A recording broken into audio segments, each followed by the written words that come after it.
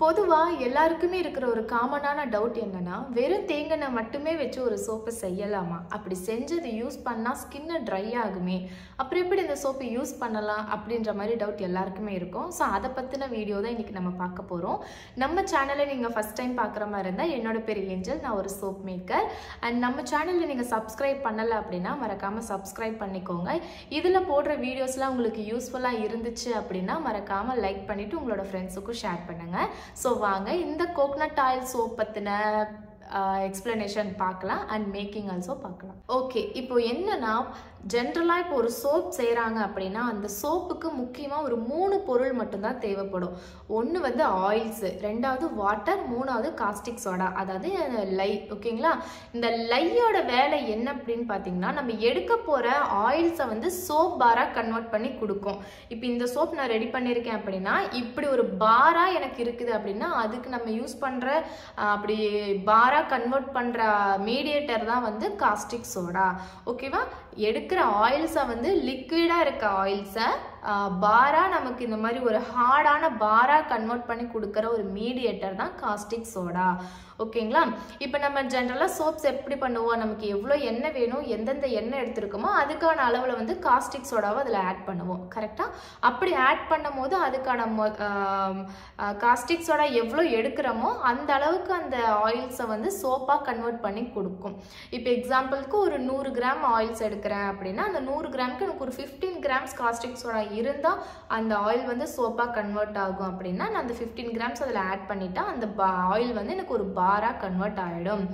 இதுவே வந்துட்டு சோப் மேக்கிங்கில் நம்ம ஒரு ரூல்ஸை ஒரு மெத்தட் ஃபாலோ பண்ணுவோம். அது என்னன்னா சூப்பர் ஃபேட் அப்படின்ற ஒன்று நம்ம பார்ப்போம். சூப்பர் ஃபேட் அப்படின்னா என்னன்னு ஃபஸ்ட்டு தெரிஞ்சுக்கோங்க. சூப்பர் ஃபேட் அப்படிங்கிறது நான் இப்போ என்ன சொன்னேன், நம்ம எடுக்கிற எண்ணெயை வந்து சோப்பாக கன்வெர்ட் பண்ணுறது காஸ்டிக் சோடா. எந்த எண்ணெய் எடுக்கிறோமோ அந்த எண்ணெய் சோப்பாக மாறுறதுக்கு நமக்கு காஸ்டிக் சோடா எவ்வளோ வேணுமோ அந்த அளவுக்கு காஸ்டிக் சோடா போட்டால் அந்த எண்ணெய் சோப்பாக மாறிடும். இதுவே வந்து நம்ம போடக்கூடிய காஸ்டிக் சோடாவோட அளவை வந்து கொஞ்சம் குறைச்சிக்கிட்டு நம்ம அந்த ஆயில்ஸில் ஆட் பண்ணும் போது அங்கே ரியாக்ஷன் என்ன நடக்கும் அப்படின்னா தேவையான அளவுக்கு மட்டும்தான் சோப்பாக மாறும், மீதி வந்து ஆயில்ஸாகவே இருக்கும். ஸோ இதுதான் வந்துட்டு சூப்பர் ஃபேட் அப்படின்னு சொல்லுவாங்க. ஸோ சூப்பர் ஃபேட்னா என்னன்னா, நம்ம ஒரு சோப் செய்யும் போது அதில் வந்து சில ஆயில்ஸை வந்துட்டு சோப்பாக மாற்றாமல் ஆயில்ஸாகவே வச்சுக்கும். அதுதான் சூப்பர் ஃபேட். ஓகேங்களா? அதை நம்ம எப்படி பண்ணுவோம்னா, நான் என்ன சொன்னேன், ஆயில்ஸை வந்து எது கன்வெர்ட் பண்ணுது சோப்பாக? Caustic soda. அந்த காஸ்டிக் சோடாவோட அளவை வந்து நம்ம குறைச்சி அதில் ஆட் பண்ணும் போது அந்த ஆயில்ஸ் வந்து சோப்பாக மாறாமல் சோப்புக்குள்ள ஆயில்ஸாவே இருக்கும். நமக்கு இப்போ இதுலயுமே வந்துட்டு நான் சூப்பர் ஃபேட் பண்ணியிருக்கேன், பட் நமக்கு வெளியே பார்த்தா தெரியாது, உள்ள ப்ராசஸ்ல அது நடந்துரும். ஓகேங்களா? ஸோ இதுதான் கான்செப்ட். என்னன்னா நம்ம எடுக்கக்கூடிய காஸ்டிக் சோடாவோட அளவில் வந்து கொஞ்சம் கம்மி பண்ணி ஆட் பண்ணும் போது சில ஆயில்ஸ் வந்து ஆயில்ஸாகவே உள்ளே இருக்கும். அது வந்து நம்ம எதுக்கு யூஸ் பண்ணுறோம் அப்படின்னு பார்த்தீங்கன்னா, நம்ம ஸ்கின்னை வந்துட்டு மாய்ஸ்டர் பண்ணுறதுக்காக, ட்ரைனஸை வந்துட்டு ப்ரொடெக்ட் பண்ணுறதுக்காகவும் தான் இந்த சூப்பர் ஃபேட்டை வந்து நம்ம யூஸ் பண்ணுறோம். ஜென்ரலாக எல்லா சோப்ஸ்லையுமே காமனாக யூஸ் பண்ணுற எல்லா சோப்ஸ்லையுமே சூப்பர் ஃபேட் வந்து எவ்வளோ எடுப்போம் அப்படின்னா 5%க்கு எடுப்போம். நீங்கள் ஒரு சோப் மேக்கராக இருக்கீங்க அப்படின்னா நான் சொல்கிறது உங்களுக்கு ஈஸியாக புரியும். ஓகேங்களா? ஸோ சூப்பர் ஃபேட்டை வந்து நம்ம 5%க்கு டிஸ்கவுண்ட் பண்ணுவோம். எதுக்குன்னா ஒரு சேஃபுக்காக நம்மளோட சோப்பு வந்து ட்ரை ஆயிடக்கூடாது, அந்த ஆயில்ஸ் வந்து நம்ம ஸ்கின்னை வந்து அந்த மாய்ஸ்டர் கண்டென்ட்டை பார்த்துக்கிட்டே இருக்கும், பண்ணிகிட்டே இருக்கும் அப்படின்றதுக்காக அந்த ஒரு சூப்பர் ஃபேட்டை 5%க்கு நம்ம டிஸ்கவுண்ட் பண்ணி பண்ணுவோம். இதில் இந்த கோகனட் ஆயில் மட்டும் நான் எடுத்து செய்யும் போது இந்த சோப்பில் நான் என்னோட சூப்பர் ஃபேட்டை எவ்வளோக்கு நான் இன்க்ரீஸ் பண்ணிக்கிறேன் அப்படின்னா அப் டு 20லேருந்து 30%க்கு நான் சூப்பர் ஃபேட்டை இன்க்ரீஸ் பண்ணிக்கிறேன். ஓகேவா? ஸோ அப்படி பண்ணும்போது என்ன ஆகும்னா, என்னோட சோப்பில் இப்போ ஒரு 100 ml நான் கோகனட் ஆயில் எடுக்கிறேன் அப்படின்னா 100 mlக்கு இப்போ ஒரு 15 கிராம்ஸ் காஸ்டிக் சோடா போட்டால் என்னோட சோப் வந்து கன்வெர்ட் ஆகும். அப்படின்னா அந்த 15 கிராம் காஸ்டிக் சோடாவில் நான் ஒரு 30% மைனஸ் பண்ணிடுவேன். ஸோ அப்படி மைனஸ் பண்ணும்போது என்னோட காஸ்டிக் சோடாவோட அளவு வந்து குறையும். அப்படி குறைச்சலாக இருக்கிற காஸ்டிக் சோடாவை அந்த ஆயில்ஸில் போடும் போது என்ன ஆகும்னா, சில ஆயில்ஸ் வந்து சோப்பாக மாறாது, ஆயில்ஸாகவே நிற்கும். ஸோ அப்படின்றப்ப வெறும் தேங்காய் எண்ணெய் மட்டும் வச்சு ஒரு சோப்பு செய்யும் போது சூப்பர் ஃபேட்டை நம்ம ஒரு 30% வரைக்கும் அப் டு 20, 25, 30 இந்த 3 ரேஞ்சில் வந்து நம்ம மைனஸ் பண்ணிட்டு காஸ்டிக் சோடா ஆட் பண்ணுறோம் அப்படின்னா அந்த சோப்பு வந்து நம்ம ஸ்கின்னை ட்ரை பண்ணாது. ஸோ புரியுதுங்களா? தேங்காய் எண்ணெய் வந்து ரொம்ப ஒரு நல்ல மாய்ஸ்டர் கண்டென்ட் அதிகம் இருக்கிற ஒரு எண்ணெய். ஓகேங்களா? அது நமக்கு வந்து ஒரு நல்ல மாய்ஸ்சரைசராகவும் யூஸ் ஆகும். சின்ன குழந்தையிலேருந்து நமக்கு தேங்காய் நல்லா தேய்ச்சி குளிக்க வச்சுருப்பாங்க. ஸோ அது மாதிரி வெறும் தேங்காய் எண்ணெய் மட்டும் வச்சு ஒரு சோப் செஞ்சு நம்ம யூஸ் பண்ணுறோம் அப்படின்னா நீங்கள் 100%க்கும் அந்த ஆயிலை வந்து சோப்பாக கன்வெர்ட் பண்ணி யூஸ் பண்ணிங்கன்னா கம்பல்சரியாக ஸ்கின் வந்து ட்ரை ஆகும், டேமேஜ் பண்ணும். ஆனால் இதில் நான் இப்போ எப்படி பண்ணியிருக்கேன், இந்த சோப்பை வந்துட்டு நான் வெறும் கோகனட் ஆயில் மட்டும்தான் வச்சு பண்ணியிருக்கேன். இதில் வந்து நான் என்ன பண்ணியிருக்கேன் அப்படின்னா 30%க்கு என்னோட காஸ்டிக் சோடாவை நான் டிஸ்கவுண்ட் பண்ணிட்டேன், மைனஸ் பண்ணிட்டேன். அப்படின்றப்ப என்னோட சோப்பில் 70% ஆயில்ஸ் மட்டும்தான் சோப்பாக கன்வெர்ட் ஆகிருக்கும். மீதி இருக்கிற அந்த 30% ஆயில்ஸ் வந்து உள்ள ஆயில்ஸாகவே இருந்து நம்ம யூஸ் பண்ணும்போது வெளியே நமக்கு வந்து அந்த ஆயில்ஸ் வந்து மாய்ஸ்டர் கண்டென்ட்டை கொடுக்கும். ஸோ புரியுதுங்களா? இப்படி தான் வந்து வெறும் கோகனட் ஆயில் மட்டும் ஒரு சோப்பு வச்சு வெறும் கோகனட் ஆயில் மட்டுமே வச்சு ஒரு சோப்பை செய்கிறோம் அப்படின்னா அதுக்கான ப்ரொசீஜர் இதுதான். யூஸ்வலி எடுக்கிற சூப்பர் ஃபேட் அளவை வந்து நம்ம ஒரு 5% எடுப்போம். ஆனால் கோகனட் ஆயில் வந்து ஸ்கின்னை ரொம்ப ட்ரை பண்ணும் அப்படின்றதுனால அதோட சூப்பர் ஃபேட் அளவு வந்து நம்ம இன்னுமே கொஞ்சம் இன்க்ரீஸ் பண்ணிக்கிறோம். ஸோ அப்போ 30%க்கு வந்து நம்ம கோகனட் ஆயில் வந்து உள்ள கோகனட் ஆயிலாகவே இருக்கும் அப்படின்றதுனால இது வந்து ஸ்கின்னை ட்ரை பண்ணாது. ஸோ புரியுதுங்களா? இந்த மாதிரி செஞ்சு நீங்கள் யூஸ் பண்ணும் போது தாராளமாக இந்த சோப்பை யூஸ் பண்ணலாம். ரெண்டாவது, ட்ரை ஸ்கின்காரங்க வந்து இந்த சோப்பை வந்து கொஞ்சம் அவாய்ட் பண்ணிக்கிறது நல்லது. இந்த சோப்பில் வந்து நான் இன்னொன்று என்ன ஆட் பண்ணியிருக்கேன் அப்படின்னா கோகனட் மில்க் ஆட் பண்ணியிருக்கேன். கோகனட் மில்க்லேயும் வந்துட்டு நிறைய மாய்ஸ்டர் கண்டென்ட் அதிகமாக இருக்குது. இப்போ நீங்கள் வந்து ஒரு கோகனட் ஆயில் மட்டும் வச்சு சோப் பண்ணுறீங்க 100%க்கு அப்படின்னா அது கம்பல்சரியாக ஸ்கின்னை ட்ரை பண்ணும். இன்செட் நீங்கள் வந்து என்ன பண்ணலாம் அப்படின்னா மாய்ஸ்டர் கொடுக்குற கண்டென்ட்டாக இருக்கிற ஹர்ப்ஸோ ஜூஸோ அந்த மாதிரி இருக்கிறத உங்களோட வாட்டருக்கு ரீப்ளேஸ்மெண்ட்டாக நீங்கள் எடுத்தும் இதில் யூஸ் பண்ணிக்கலாம். அப்படி பண்ணும்போது உங்களுக்கு கோகனட் ஆயிலை வந்து அதை பேலன்ஸ் பண்ணி கொடுக்கும். அடிஷ்னலாக நம்ம மாய்ஸ்டர் கண்டென்ட் இருக்கிற ஏதாவது ஒரு அடிட்டிவ்ஸ் இதில் ஆட் பண்ணுறோம் அப்படின்றப்போ அது வந்து உங்களுக்கு அந்த ஸ்கின்னை ட்ரைனஸை வந்துட்டு கம்மி பண்ணி கொடுக்கும். அதுவும் இல்லாமல் நம்ம இதில் தான் 30%க்கு ஆயில்ஸாகவே வச்சுருக்கோம்ல, அப்படி இருக்கும் போதும் வந்து இந்த சோப் வந்துட்டு ஸ்கின்னை வந்துட்டு ரொம்ப ட்ரை பண்ணாது. இதை தாராளமாக எல்லாரும் யூஸ் பண்ணலாம். எல்லாரும் யூஸ் பண்ணலாம் அப்படிங்கிறத விட normal to oily skin, extreme oily skin அவங்க கண்டிப்பாக யூஸ் பண்ணலாம். ட்ரை ஸ்கின் சென்சிட்டிவ் வந்து கொஞ்சம் பார்த்து தான் யூஸ் பண்ணணும். ட்ரை ஸ்கின் யூஸ் பண்ண வேண்டாம். என்னோட ரெக்கமெண்டேஷன் ட்ரை ஸ்கின் யூஸ் பண்ணவே வேண்டாம். நார்மல் டு ஆயிலி ஸ்கின் எல்லாருமே வந்துட்டு ஒரு பேட்ச் டெஸ்ட் பண்ணிட்டு இந்த சோப்பை தாராளமாக யூஸ் பண்ணலாம். நிறைய பேர் சொல்லுவாங்க வெறும் கோகனட் ஆயில் மட்டுமே வச்சு சோப் செஞ்சோம் அப்படின்னா ஸ்கின் டேமேஜ் ஆகும், ட்ரை ஆகும். கண்டிப்பாக ஆகும். ஆனால் அது 100%க்கு சோப்பாக கன்வெர்ட் ஆச்சுன்னா மட்டும்தான் அந்த பிரச்சனை உங்களுக்கு வரும். இதில் நம்ம என்ன பண்ணியிருக்கோம், ஒரு 30%க்கு ஆயில்ஸ் உள்ள ஆயில்ஸாகவே இருக்குது. ரெண்டாவது கோகனட் மில்க்கும் நான் ஆட் பண்ணியிருக்கேன். அப்படின்றப்ப அந்த மாய்ஸ்டர் பேலன்ஸ் இருக்கிறது வந்து அந்த ட்ரைனஸை வந்து கம்மி பண்ணி அந்த மாய்ஸ்டரை நமக்கு கொடுத்துட்டே இருக்கும். ஸோ அவ்வளோதான். ஸோ பொதுவாக ஒரு சோப்பை வந்து கோகனட் ஆயில் மட்டும் வச்சு பண்ணுறீங்க அப்படின்னா அதில் வந்து காஸ்டிக் சோடாவோட அளவை 30%க்கு மைனஸ் பண்ணிவிட்டு நீங்கள் வந்து அதில் ஆயில்ஸ் ஆட் பண்ணிக்கலாம். ஸோ அவ்வளோதான். இப்போ வந்து மேக்கிங் பார்க்கலாம். ஃபஸ்ட்டு நம்மளோட வேலை என்ன அப்படின்னு பார்த்தீங்கன்னா, நம்ம யூஸ் பண்ணுற எல்லா வெசல்ஸையும் நல்லா ஐபியை வச்சு சானிடைஸ் பண்ணிடுங்க. அதுக்கப்புறமா வந்து நான் டிஎம் வாட்டர் வந்து ஒரு 100 கிராம்ஸுக்கு எடுத்துக்க போகிறேன். டிஎம் வாட்டர் மட்டும்தான் யூஸ் பண்ணணும்.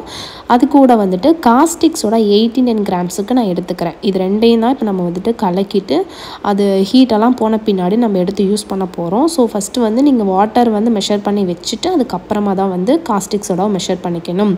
ஓகே, ரெண்டையுமே மெஷர் பண்ணிவிட்டு இப்போ ரெண்டையும் மிக்ஸ் பண்ணிக்கலாம். மிக்ஸ் பண்ணும்போது நம்ம வந்து கம்பல்சரியாக நீங்கள் க்ளவுஸ் போட்டுக்கணும், மாஸ்க்கும் போட்டுக்கோங்க. ஒரே டைமாக காஸ்டிக் சோடா எல்லாத்தையுமே வாட்டரில் ஆட் பண்ணி கொட்டி மிக்ஸ் பண்ணிடாமல் கொஞ்சம் கொஞ்சமாக ஆட் பண்ணி நல்லா கலக்கி விடுங்க. ஃபஸ்ட்டு ஆட் பண்ணது நல்லா கரைஞ்ச பின்னாடி அடுத்தது கொஞ்சம் கொஞ்சமாக ஆட் பண்ணி நல்லா மிக்ஸ் பண்ணி வச்சுக்கோங்க.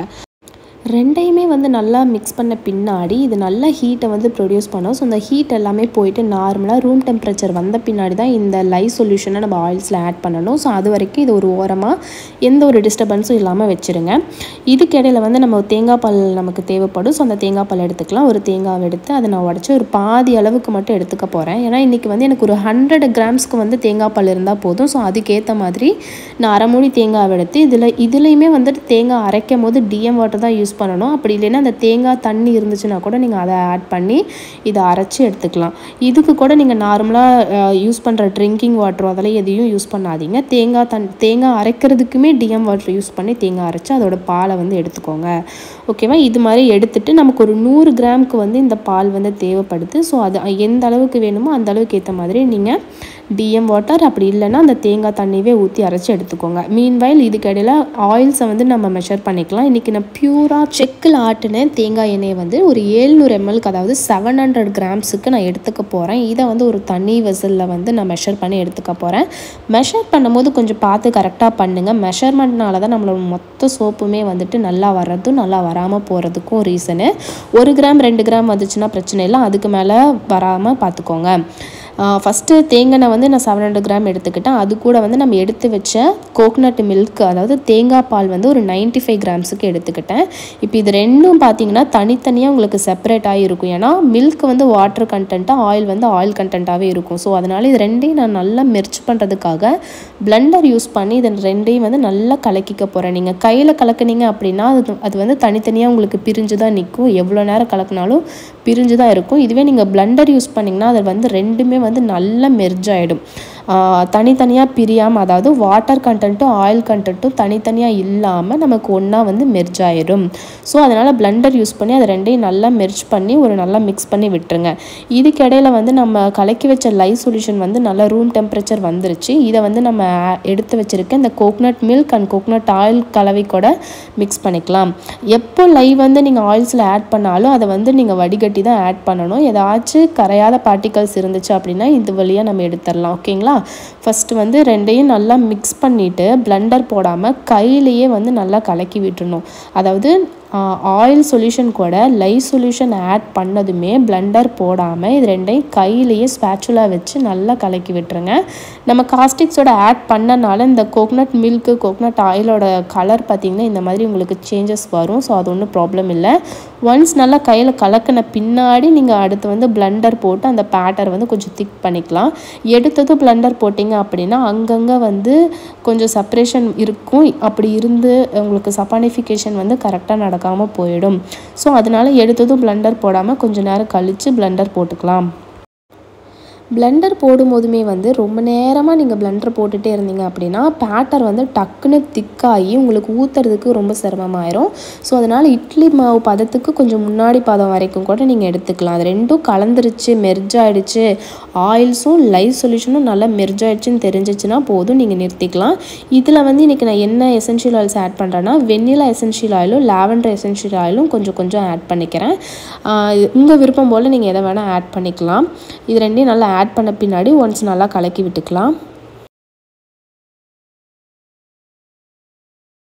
எசென்ஷியல் ஆயில்ஸ் பொறுத்த வரைக்கும் ஒன்ஸ் உங்கள் பேட்டர் வந்து ரெடி ஆகிடுச்சு, நான் மோல்டில் போர் பண்ணுறேன் அப்படின்னா மட்டும் நீங்கள் எசென்ஷியல் ஆயில் ஆட் பண்ணுங்கள். ஓகேவா? இப்போ எல்லாமே ரெடி ஆகிடுச்சு. நம்ம மோல்டில் போர் பண்ணுறதுக்கான டைம் இது. எசென்ஷியல் ஆயில் ஆட் பண்ணியாச்சு. பேட்டரும் கரெக்டான கன்சிஸ்டன்சிக்கு எனக்கு வந்துருச்சு. இப்போ நான் வந்து இதை மோல்டில் ஆட் பண்ணிக்க போகிறேன். ஸோ நான் இன்றைக்கி வந்து பெரிய சைஸ் மோல்டு யூஸ் பண்ணாமல் இந்த மாதிரி 6 கேவிட்டி இருக்கிற மோல்ட்ஸ் தான் நான் யூஸ் பண்ணுறேன். ஸோ இதை வந்து பொறுமையாக வந்து பேட்டர்லாம் வேஸ்ட் பண்ணாமல் மோல்டில் ஆட் பண்ணிக்கலாம்.